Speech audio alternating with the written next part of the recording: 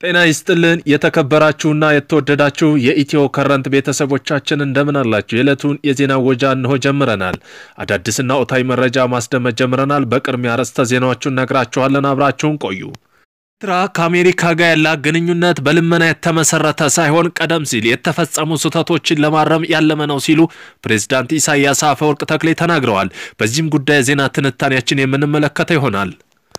ጦርነት ፍላጎት የለንም፣ ነገር ግን ሳንፈልግ ተገደን የገባንበትን ውጊያ ታግለን ድል ለማድረግ ተወጥተናል ብለዋል።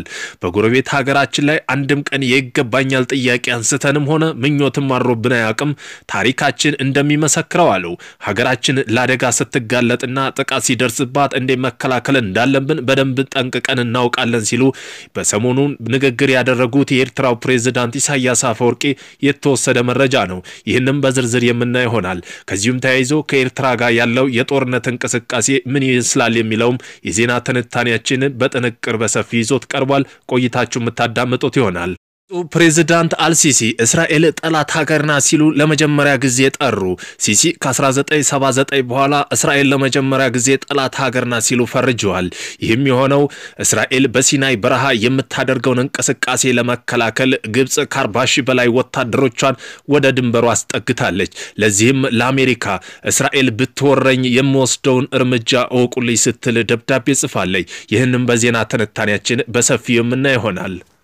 የቻር ኪርልከን ባልተቤት ኤርከን ባሏን በመግደል የተከሰሰው ሰው ይቅር እንዳለችው ተነገረ። በመግደልና አሪዞና ሀዘን መታሰቢያ ስነ ስርዓት ላይ በስሜታዊነት የተሞላ ንግግር ኤርካ ባደረገችበት ወቅት የቀኝ ክንፍ ወጣቶች አደራጅ የነበረው ባልተቤቷ ቻርሊንክ ከርክር በመግደል የተከሰሰው ሰው ይቅር ማለቷን አስታውቃለች። በዚህም የዜና ትንታኔያችን የምንመለከተው ይሆናል። ብሪታንያ፣ ካናዳ፣ አውስትራሊያ በዛሬው ዕለት ለፍልስጤም መንግስትነት በይፋ እውቅና ሰጡ። ብሪታንያ፣ ካናዳ፣ አውስትራሊያ በዛሬው ዕለት ለፍልስጤም በይፋ እውቅና በመስጠት ከዚህ ቀደም እውቅና የሰጡ ሀገራትን ተቀላቅለዋል። ፖርቹጋል፣ ስፔን፣ ፈረንሳይ ቀደም ሲል ለፍልስጤም እውቅና የሰጡ አውሮፓ ሀገራት ናቸው። እነዚህንም ይዘን በዜና ትንታኔያችን የምንቀርበው ይሆናል። እነዚህን የመሳሰሉ አርዕስተ ዜና ወደ እናንተ ይዘን ቀርበናል። ቤተሰብ ለመሆን ላይክ፣ ሼር፣ ሰብስክራይብ ማድረግዎን እንዳይረሱ።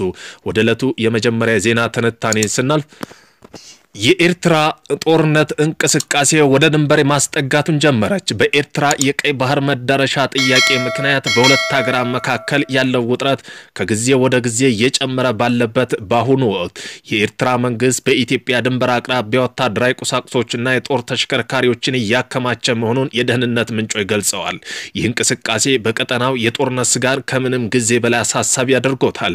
ምንጮች እንዳሉት ከሆነ የኤርትራ ጦር በደንባ ስማ አካባቢ ከፍተኛ ቁጥር ያላቸው ጋማ ከብቶች፣ ግመሎችና አህዮች እያሰባሰበ ነው። ይህ እንስሳ ሎጂስቲክ ድጋፍ ሊውል እንደሚችል ኮዱ እየተገመተ ነው። ከዚህም በተጨማሪ ከባድ የጦር ተሽከርካሪዎች ወደ አካባቢ እየተጠጉ መሆኑንና ወታደራዊ ልምምዶች እየተካሄዱ መሆኑን ምንጮች አክለው ገልጸውታል።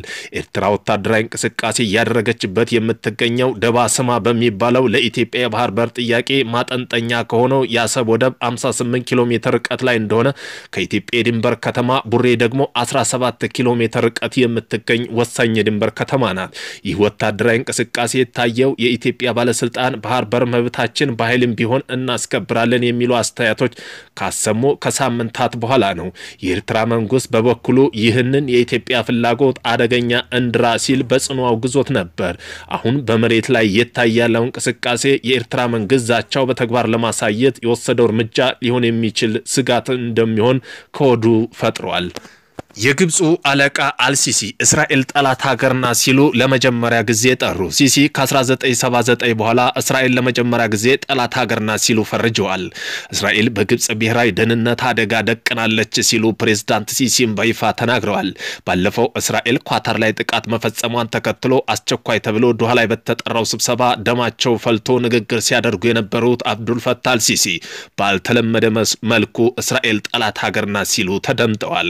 አልሲሲ ይህንን ባሉ ማግስት እስራኤል ጋዛ ለመቆጣጠር እግረኛ ጦር አሰማርታ ከላይ ባየር ድብደባ ከታይ ደግሞ የእግረኛ ጦር 1 ሚሊዮን የሚጠጉ ፍልስጤማውያን ገፍታ ከታች እስከ 3ኛ ፎቶ የሚታየው ወደ ባህር ዳርቻ ወደ ግብጽ ድንበር እየተጠጉ አድርጓቸዋል። የግብፁ መሪ ፍሪጃ መነሻ እስራኤል የጋዛ ነዋሪዎች በራፋ ድንበር በኩል ወደ ግብጽ ሲናይ ስርጥ ታባረለች ከሚለው ፍራቻ የመነጨ ነው ተብሏል።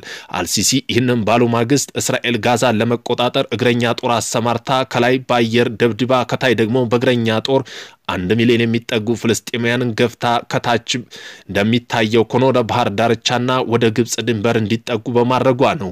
ፕሬዝዳንት ይህንን ባሉት በሳምንት መጀመሪያ በተካሄደው በዶሃ አረብ ሙስሊም ሀገራት ስብሰባ ማጠቃለያ መዝጊያ ንግግር ባደረጉበት ወቅት የተወሰደ መረጃ ነው። ብሪታንያ፣ ካናዳ፣ አውስትራሊያ በዛሬው ዕለት ለፍልስጤም መንግስትነት በይፋ እውቅና ሰጡ። ብሪታንያ፣ ካናዳ፣ አውስትራሊያም በዛሬው ዕለት ለፍልስጤማውያን በይፋ እውቅና በመስጠት ከዚህ ቀደም እውቅና የሰጡ ሀገራትን ተቀላቅለዋል። ፖርቹጋል፣ ስፔንና ፈረንሳይ ቀደም ሲል ለፍልስጤም እውቅና የሰጡ የአውሮፓ ሀገሮች ናቸው። የፍልስጤም የውጭ ጉዳይ ሚኒስተር ቫርሰን አግቢያንካን ሻሂን እንዳሉ ከሆነ ለጋዜጠኞች እንደተናገሩት በዚህ ሳምንት የፍልስጤም ግዛት እውን ለማድረግ የማይቀለበስ እርምጃ እየተወሰደ ነው ብለዋል።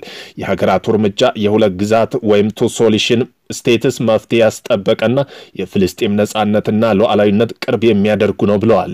እስራኤል የሀገራቱ እርምጃ አግባብነት የሌለውና መሬት ላይ ያለው እውነታ የማይለውጥ ስትል ክፉኛ ትችቸዋለች። እስራኤል የዩናይትድ ስቴትስ አምባሳደር ማይክ ሃኪቢን በበኩላቸው የሰላም ጥረቶች የሚያደናቅፍና ውጤታ ያልሆኑ ሲሉ እርምጃውን ውድቅ አድርገውታል። ይህ ሲሳካ የሚችለው በሁለት ሀገር መካከል የሚደረግ ቀጥተኛ ድርድር ብቻ ነው ብለውታል። በርካታ አውሮፓ ሀገራት ፍልስጤም የተባበሩት መንግስታት ድርጅት ውስጥ እንደ ሀገር እውቅና ለመስጠት ማቀዳቸው ተሰምቷል።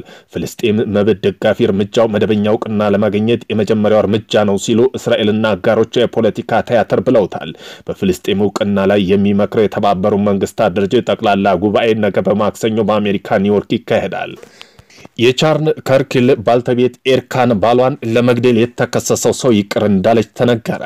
በግሪደል አሪዞና በሐዘን መታሰቢያ ስነ ስርዓት ላይ በስሜታዊነት የተሞላ ንግግር ኤርካ ባደረገችበት ወቅት የቀኝ ክንፍ ወጣት አደራጅ የነበረው ባልተቤቷ ቻርሊን ከርክል ለመግደል የተከሰሰው ይቅር ማለቷን አስታውቃለች። ኤርካን ከርክል ባልተቤቷ ልክ ህይወት እንዳጠፋው ወጣት ወንዶች ማዳን ፈልጎ ነበር። ያንን ሰውዬ ያንን ወጣት ይቅር እላለሁ ክርስቶስ ስላደረገው እንዲሁም ቻርሊን ቢኖር የሚያደርገው ስለሆነ ይቅር እላለሁ ስትል ተደምጣለች። በስታዲየም ውስጥ የነበሩት ታዳሚ ይህን ሲሰሙ ከመቀመጫቸው በመነሳት በጭብጨባ ድጋፍ አሳይተዋል። አቃቢ ህግ የ2 ዓመቱን ታይለር ሮቢንሰንን ቻርሊ ከርክል በሴፕቴምበር 10 ቀን በዩኒት ቫሊን ዩኒቨርሲቲ በጥይት ተኩሶ በመግደል ክስ መስርቶበታል። ሮቢንሰን ጥፋተኛ ሆኖ ከተገኘ የሞቅታ ሊጠብቀው ይችላል። እሁድ ዕለት በታማሚው የኒውዮርክ ታይምስ እትም ላይ ባደረጉ ቃለ ምልልስ ኤርካን የቻርሊ ከርክል ግድያ ተጠርጥረው ላይ ሞት ቅጣት ሲፈጸም በማየት ተፈልግ እንደሆነ ትጠየቃለች። እውነት ላለው ለጠበቃችሁ ነግሬዋለሁ። መንግስት ይህን እንዲወስን እፈልጋለሁ። የዚያን ሰው ደም በእኛ ላይ እንደሆነ አልፈልግም ስትል ተደምጣለች። ኤርካን ከርክል ባልተቤቷ ስራ ለመቀጠል ቃል ገብታለች። ለጥላቻ መልሱ ጥላቻ አይደለም በማለት ከወንጌል የምናውቀው መልስ ፍቅርና ሁሉም ፍቅር ነው ብለዋል። ለጣሎቶቻችን ፍቅር ስለሚያሳዱን መውደድ መለገስ አለብን ሲሉ ጥሪ አስተላልፋለች።